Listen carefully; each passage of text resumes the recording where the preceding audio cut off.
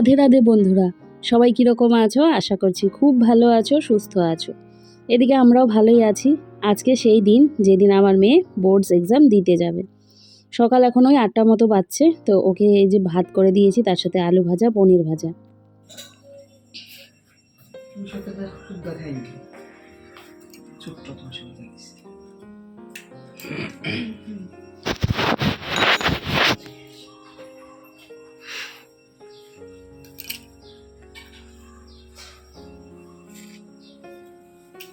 দইকে আমরা শুভ মনে করি, তাই না?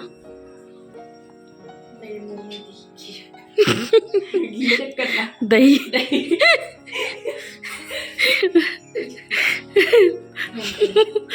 मुंह में दही जमाए।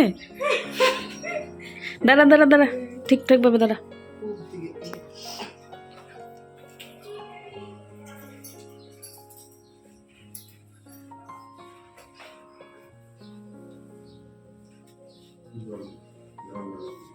চাবিটা নিছো?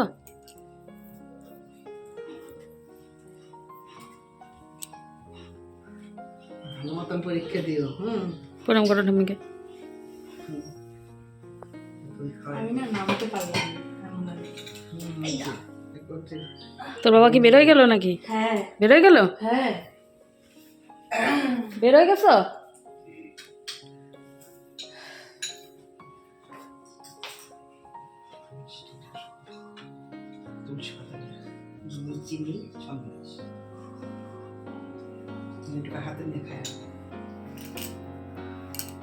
গুড মর্নিং এভরিওয়ান, সবাই কীরকম আছো? আশা করছি খুব ভালো আছো, সুস্থ আছো। এদিকে আমরাও ভালোই আছি। ঘড়িতে বাজছে 9টা 2 আর আমরা তৈরি হয়ে নিয়েছি। ওর বাবা গেছে গাড়ি আনতে, মেয়েও পুরোপুরি রেডি হয়ে গেছে। বাবু আয় একটু। তো এই যে এই চুড়িদারটা পরে নিলাম হালকা পাতলা, আর একেবারে ওকে নিয়ে যাচ্ছি, নিয়ে তারপরে আসবো। এই যে ও পুরো রেডি পরীক্ষার জন্যে। রেডি তো? হ্যাঁ। সবাইকে আবারও বলছি, সবাই আশীর্বাদ করো ওর যেন পরীক্ষাটা ভালো হয়, মন স্থির করে যেন পরীক্ষাটা দিতে পারে, তাই না? মন স্থির রেখে কোনো মানে উল্টাপাল্টা ভুলভাল কিছু চিন্তা টিন্তা না করে একেবারে ভালো করে প্রশ্নপত্র দেখে নিয়ে তারপর অ্যান্সার করবো। তো চলো এখন আর কথা বলি না, বেরিয়ে পড়ি, পরে আবার আসবো তোমাদের সাথে কথা বলতে। দইয়ের ফোঁটা দিয়েছে ঠাম্মি।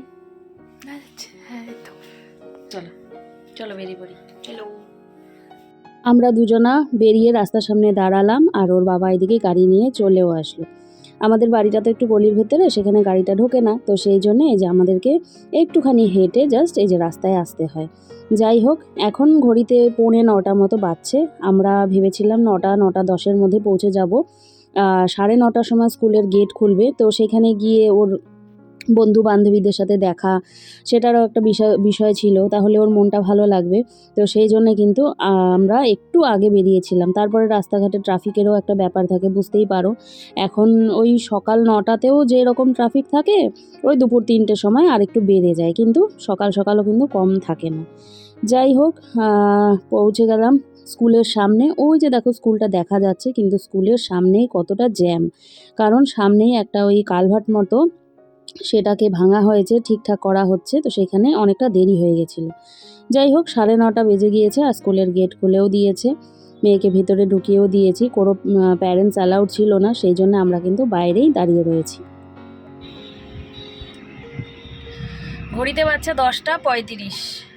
মেয়ের পরীক্ষা শুরু হয়ে গেছে। পেপার দেওয়ার কথা ছিল হচ্ছে 10টা 15-তে, 15 মিনিট ওদের পেপার চেক করার জন্য, মানে কোশ্চেন পেপার পড়ার জন্য টাইম থাকবে। আর ঠিক মানে একদম 10:30 থেকে ওর লেখাটা শুরু হবে, পরীক্ষা শুরু হবে। তো 10টা 35 বাজছে, মেয়ের পরীক্ষা শুরু হয়ে গেছে। আর যেরকম ওকে কথা দিয়েছিলাম, তো সেই কথা অনুযায়ী কিন্তু আমরা ওই স্কুলের গেটের বাইরেই কিন্তু দাঁড়িয়ে আছি। আর ওর বাবা এখন গেল হচ্ছে কলা কিনতে, ওই যে দোকানে। খিদে পেয়ে গেছে, ওর বাবা খাবে কিছু একটা, কলা দিয়ে বিস্কিট দিয়ে খাবে বললো। তো খেয়ে প্রেশারের ওষুধটা পকেটে করে নিয়ে এসেছে, তো প্রেশারের ওষুধটা খাবে, না হলে আবার ওর প্রবলেম হয়ে যাবে, তো সেই জন্যে আর কি।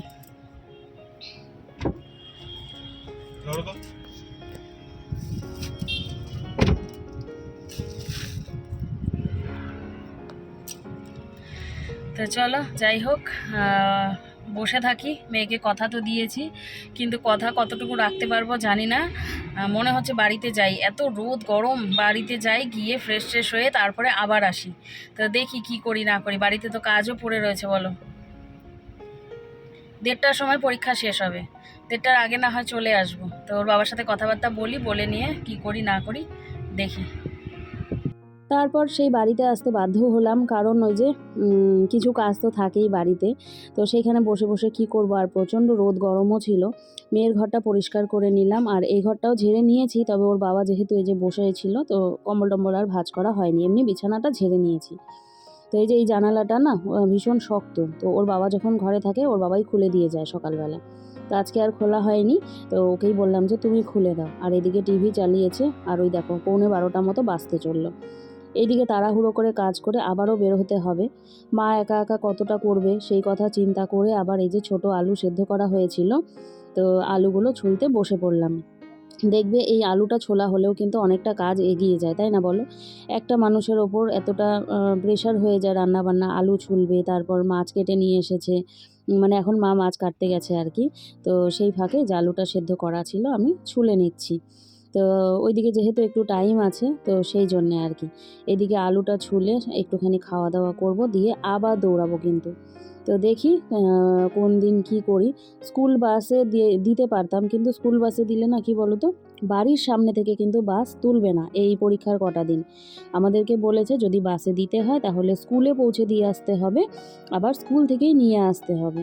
তাহলে সে যদি স্কুলেই যাই, আমরা স্কুলে যদি যাই তাহলে আমরা যে সাইডে যাব বা মানে মেয়ের স্কুলে, আর যেখানে সিট পড়েছে সেই স্কুলে যদি যাই, ওই ডিস্টেন্স মোটামুটি ধরো একই, একটু কম আর বেশি, তাহলে ওই স্কুলেই নেব। তাহলে আর বেকার বাসে করে আবার যাবে কেন, তাহলে আমাদের সাথেই যাবে।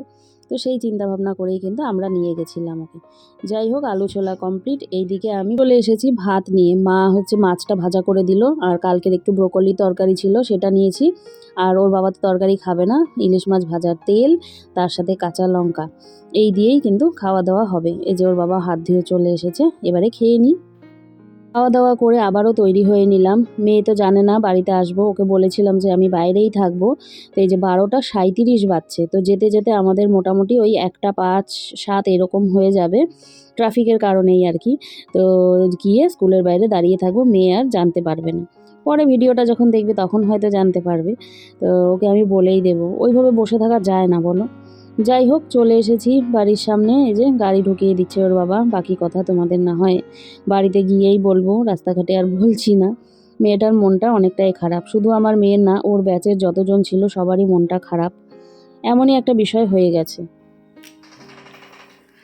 ঘড়িতে বাজছে 5:05, খাওয়া দাওয়া করে এই একটু আগেই উঠলাম। ওর বাবা খাওয়া দাওয়া করে দোকান চলে গেছে, তখন কটা, ওই 3:30 নাগাদ। 1:30টা অবধি তো পরীক্ষা, সবাই বের হচ্ছে, এ আর বের হয় না। আমি ক্যামেরাটা অন করেছি যে দেখি কি পরিস্থিতি কি না। আরে সবাই বেরোচ্ছে, দেরি করে কি করব? যাই হোক, তো সবাই বেরোচ্ছে, ও আর বের হয় না। ওর বাবাও মানে কি বলবো, তাকিয়ে আছে গেটের দিকে একভাবে, আমিও তাকিয়ে আছি গেটের দিকে একভাবে। আর সবাই যেহেতু একই ড্রেস পরা না, ফট করে বোঝাও যায় না। হ্যাঁ, তো যাই হোক, একটু ভালো করে দেখতে, আর কি রোদ, রোদের মধ্যেই দাঁড়িয়েছিলাম। তো যাই হোক, পরে বেরোনোর পর জিজ্ঞাসা করলাম, প্রত্যেকটা বাচ্চাই বের হচ্ছে দেখি মুখটা শুকনো করে। ওর টিউশনে যে পড়ে দুটো ছেলে অঙ্কেতে বেশ ভালো, সেই দুটো ছেলের মুখটা দেখি এইটুকু করে বের হচ্ছে। আমার তো হয়ে গেছে কাজ, যে ওদের মুখগুলোই যখন এরকম তাহলে হয়েছে, আমার মেয়ের পরীক্ষা একেবারে গেছে। তো যেই কথা সেই কাজ, বেরিয়েছে কী রকম হয়েছে। আর আমরা না কি করতাম বলো তো, ছোটো ছিলাম যখন মাকে বলতাম ভালো হয়েছে, কারণ মা চিন্তা করবে। এ আবার সেটা করে না, এ বলে দেয় যেটা হয়েছে সেটাই বলে দেয়, যে আমি এত এই রকমের অ্যান্সার করেছি, এটা আমি পেতে পারি মার্কস, তো বলে দেয়। না হলে কি বলবো, তারপর রেজাল্ট বেরোবে, তারপর তুমি আমাকে বলবে যে আমি তো বললাম যে আমি সব লিখেছি, আমি তো বললাম যে কিন্তু আমরা এটাই করতাম, মা যদি টেনশন করে সেই জন্য বলতাম যে কিন্তু ভালো হয়েছে। তুমি বেশি স্যাড হয়ে যাবে, তাই আমি আগেই বলেছিলাম। না, ঠিকই হয়েছে, ও বলেছে পরীক্ষা খুব একটা ভালো হয়নি। হ্যাঁ, পাস মার্ক তো উঠেই যাবে, তো অন্য সাবজেক্টগুলোকে ভালো করতে হবে। অঙ্কতে যে একটু খারাপ হবে সেটা আমিও জানতাম আর ও জানতো, তাই না? কিন্তু কোশ্চেন পেপারও হার্ড হয়েছে। ওর ফর্ম ফিল আপ করা ছিল হচ্ছে বেসিক ম্যাথসের, কিন্তু মোবাইল চলছে তো, হ্যাঁ বেসিক ম্যাথসের, কিন্তু দিয়েছে ওর বেসিক ছিল, তবে ওই কোশ্চেন পেপার ওই স্ট্যান্ডার্ডের মতোই হয়েছে, মানে বেশ ভালোই টাফ হয়েছে। আরও কয়েকজনের কাছে শুনলাম তারা পড়াশোনায় ভালো, বেশ তারাও বলেছে না কোশ্চেনটা টাফ হয়েছে আর কি। তো যাই হোক, সন্ধ্যার সময় একটু টিচারের সাথে কথা বলবো যে কী ব্যবস্থা, কি মানে কীরকম, মানে ওর পক্ষে কীরকম, সেও তো স্কুল টিচার, সেও তো কোশ্চেন পেপার দেখেইছে, তো একটু কথা বলবো, এই হচ্ছে কথা। তো ওর বাবা বললো যাক, সেটা নিয়ে টেনশন করিস না, পরবর্তী যেইগুলো আছে সেগুলোকে ভালো করে দে, আর তোমাদের থেকে আর কি লুকোনো, যেটা মোটামুটি হয়েছে সেটা বলতে কোনো দ্বিধা নেই, তাই না? মোটামুটি হয়েছে তো হয়েছে, আর যেগুলো মুখস্থ সাবজেক্ট সেগুলো পিছিয়ে থাকবে না আশা করি।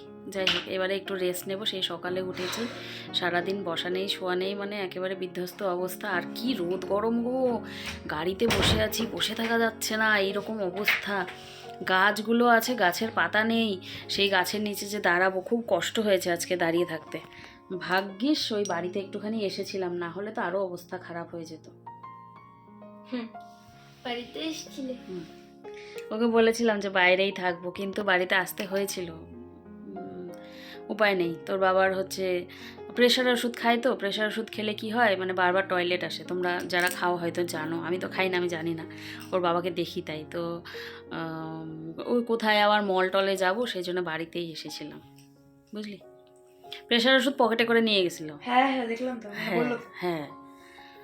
তো যাই হোক, চলো পরে আবার আসছি, এসে আবার পরে কথা বলবো তোমাদের সাথে। আবার শনিবার দিন ইংলিশ পরীক্ষা, ইংলিশে তো কেউ আমার মেয়েকে হারাতে পারবে না। যাই হোক, ইংলিশে আশা রাখি ও ভালো, মানে লেটার মার্কস পাবে। লেটার? ও আচ্ছা আচ্ছা। হ্যাঁ, লেটার মার্কস মানে 80 পার করে দেবে। আমি যে আটটা মা নাও এনে দিয়েছি। কি হলো? Why are you sad? Sad আর কি বলবো, স্যাড হচ্ছে তোমার এই কোশ্চেন পেপার, এই সমস্ত নিয়ে কি ভাবলাম আর কি হয়ে গেল। ওটা তো আর কি বলবো, পুরো একদম 360 ডিগ্রি একদম ঘুরে গেল বিষয়টা। যেরকম কোশ্চেন পেপার হওয়ার কথা ছিল সেরকম তো হলোই না। তাহলে বেসিক দিয়ে ফর্ম ফিল আপ করে লাভ কি হলো? যদি স্ট্যান্ডার্ডই আসে তাহলে আর বেসিক অপশন চুজ করে লাভ কি হলো? সেটাই। এই নিয়ে তো অনেক কিছু হচ্ছে, অনেক টিচাররা, বড় বড় টিচাররা অনেক কিছু বলেছে যে এটা একেবারেই ঠিক হয়নি, কিন্তু এখন আর কি করা যাবে।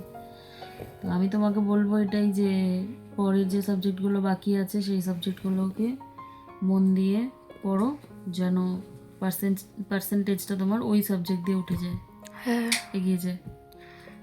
তার করার কিছু নেই।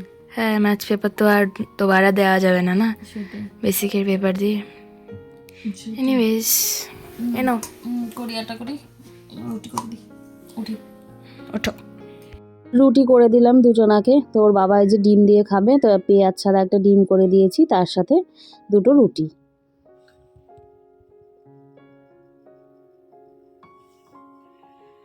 মেয়েটা একদম বিধ্বস্ত হয়ে গেছে, বিধ্বস্ত।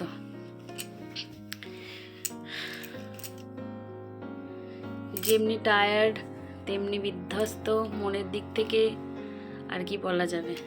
প্রথম পরীক্ষাটাই দিয়েছে অঙ্ক, আমি বসে শান্তি পাচ্ছি না। প্রথম পরীক্ষাটাই দিয়েছে অঙ্ক, দ্যাট টু এইরকম কোশ্চেনের অবস্থা, মানে দুঃখ কোথায় রাখি, এরকম পরিস্থিতি হয়ে গেছে। তোমাকে আমি বারবার করে বলছি মন খারাপ করার কোনো দরকার নেই, ইংলিশ ভালো হবে, ইংলিশ তো ভালো হবে।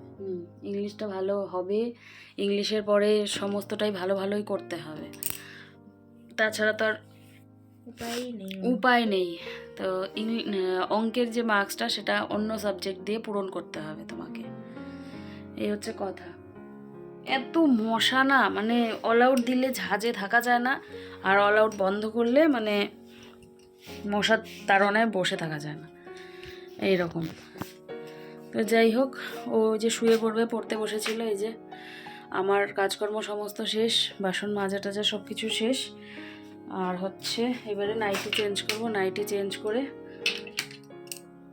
শুয়ে পড়বো।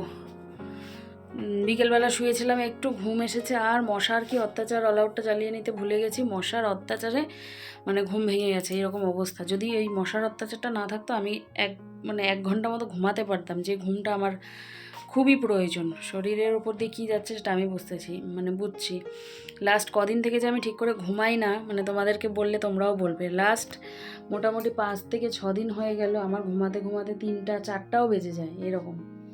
এই ঘুমের প্রবলেমটা নতুন না, আগাগোড়াই। বাপরে, এত বড় বড় মশা, মনে হচ্ছে কি কোনো পোকা চলছে। পড়তে বসেছিল। বাপরে বাপ। তো চলো, আগামীকালকে আবার বলে রেখেছে ওর দাদুকে হাঁসের ডিম খাবে, হাঁসের ডিম আনতে। তো সবসময় পাওয়া যায় না হাঁসের ডিম, কিন্তু না পেলে কি করবে, না পেলে রুই মাছ নিয়ে আসবে। সবসময় পাওয়া যায় না আমাদের এখানটায়। তো যাই হোক, চলো ব্লগ শেষ করার টাইম চলে আসলো, আর শেষ করে দিচ্ছি। কালকে চেষ্টা করব একটা ফ্রেশ ব্লগ তোমাদের সামনে পেশ করার, কারণ ঘরদোর দুদিন থেকে আমি ঠিকঠাক করে পরিষ্কার কিছুই করতে পারছি না। তো তোমাদেরকে সাথে নিয়েই না হয় পরিষ্কারটা করব, আর মন থেকে একটা ভালো রকমভাবে ব্লগ বানাবো। তো চলো, দেখা হচ্ছে আগামীকাল নতুন একটি ব্লগের সাথে। আজকের জন্যে টাটা, গুড নাইট। সবাই খুব ভালো থেকো, সুস্থ থেকো, আর সাবধানে থেকো। নতুন বন্ধুরা চ্যানেলটিকে সাবস্ক্রাইব করে নিও। তোমরা যারা চাইছো আমাকে ফেসবুকে ফলো করতে, সেটাও করতে পারো। মৌ ঘোষ বলে আমার আইডি আছে, MOU মৌ GHOSH, মৌ ঘোষ বলে আমার আইডি আছে, তোমরা আমাকে ফলো করতে পারো। তো চলো টাটা, আজকের মতো এখানেই বিদায় নিচ্ছি। সবাই ভালো থেকো। বাবা টাটা করে দাও।